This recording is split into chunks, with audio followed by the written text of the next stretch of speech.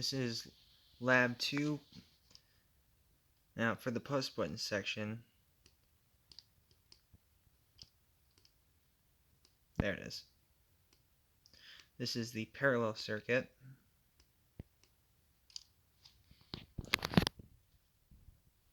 And this is the series circuit.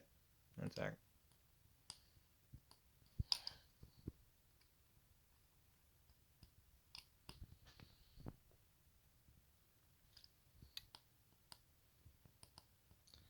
Now, the lights turn on when these buttons are pressed, because then when the button is pressed, it can complete the circuit because that allows the electricity to flow through it.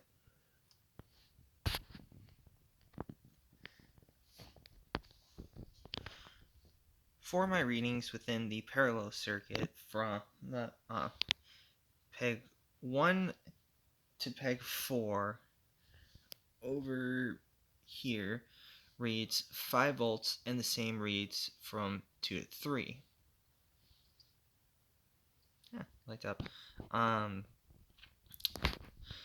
Which that is because when the button is pressed down and the electricity flows through the circuit,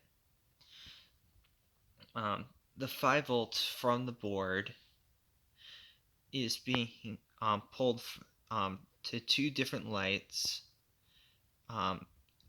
without having to divide it between the 2, because the 5 volts can freely flow to both lights without having to course through both of them and split them up, which is the case with the series circuit, where when I press this down it is dimmer because the electricity must flow through both lights at the exact same time in order to reach the board, so that 5 volts is split into 2.5, which is what I got when I read from peg 5 to peg 6 and peg 6 to peg 7. And when I read the peg 5 to peg 8, it reads a full 5 volts.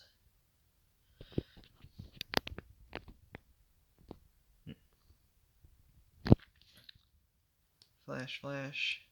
Which is why it is dimmer, because each light is receiving less power, because it has to evenly divide it out, because they both want the same amount, but only so much power is being given, so they have to divide it.